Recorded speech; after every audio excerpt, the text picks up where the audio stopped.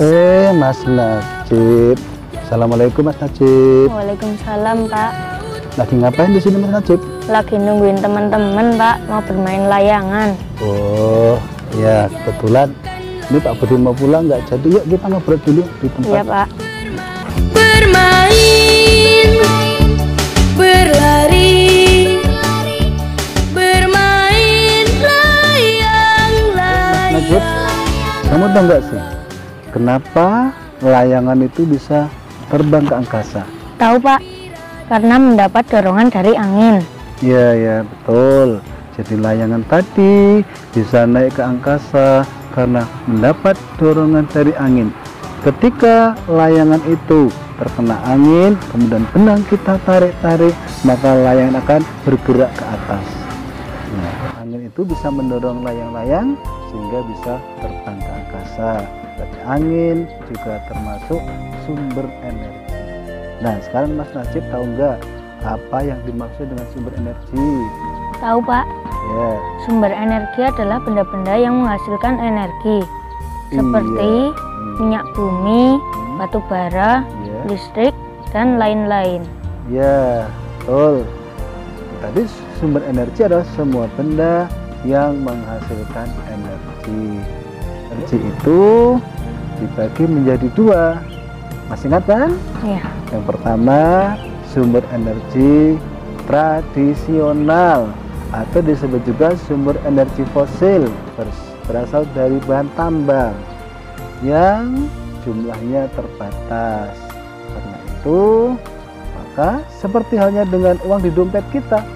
Kalau uang di dompet kita ini kita ambil setiap hari, kita belanjakan setiap hari, maka bagaimana? Uangnya akan habis. Nah, sama halnya dengan sumber energi fosil yang berasal dari bahan tambang itu kan jumlahnya terbatas. Kalau dimanfaatkan terus setiap hari, dimanfaatkan, maka akan habis. Karena itu apa? Dibutuhkanlah sumber energi pengganti yang namanya sumber energi alternatif. lalu yang termasuk sumber energi alternatif itu apa saja Pak? Oh iya, sumber energi alternatif itu satu, angin. Nah, dua, air. Kemudian yang ketiga, cahaya matahari. Yang keempat, panas bumi atau geotermal. Dan yang kelima adalah gelombang air laut. Nah, angin itu adalah udara yang bergerak. Angin bisa digunakan untuk memutar, menggerakkan kincir angin. Ya, nah lihat kan kincir angin? Ya. Coba kalau kamu ke pantai selatan, di daerah Pantai Barus itu ada kincir angin. Nah, kincir angin yang berputar itu bisa menghasilkan listrik. Air yang mengalir itu bisa menggerakkan turbin.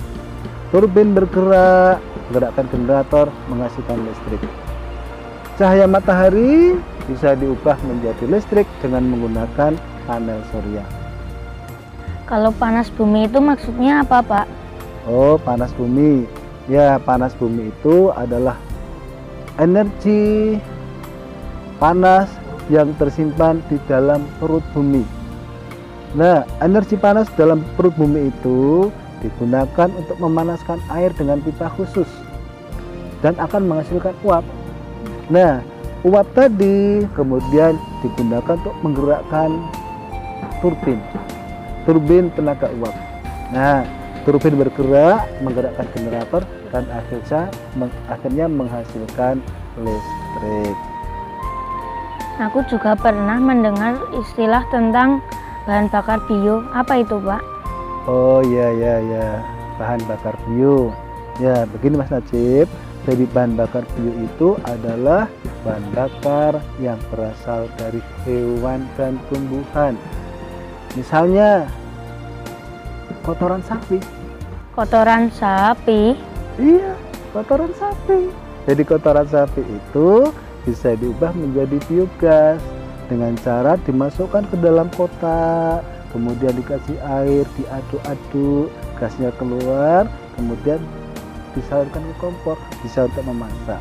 Nah, selain itu ada juga bahan bakar bio yang berasal dari tumbuhan, misalnya ubi kayu, ubi jalar, itu bisa diubah menjadi bioetanol sebagai pengganti bensin. Kemudian ada juga biji-bijian, biji kelapa sawit, biji bunga matahari, biji kedelai, dan biji jarak, itu bisa diubah menjadi biosolar sebagai pengganti solar. Yuk kita lihat pohon jarak. Ya, ini Mas Najib. Iya. Ini yang namanya pohon jarak. Iya. Ya, pohon jarak ini sudah dibudidayakan sejak zaman Jepang. Zaman Jepang dulu, tentara Jepang itu menggunakan biji pohon jarak ini untuk membuat pelumas mesin-mesin perang mereka. Bijinya ini, ya, ini kebetulan tidak ada bunganya, ada buahnya ya. Nah, bijinya ini bisa diubah menjadi biosolar atau biodiesel sebagai pengganti bahan bakar kendaraan bermesin diesel. Ya. Halo teman-teman, selalu jaga kesehatan ya, dan tetap di rumah aja. Kalau harus keluar, jangan lupa pakai masker.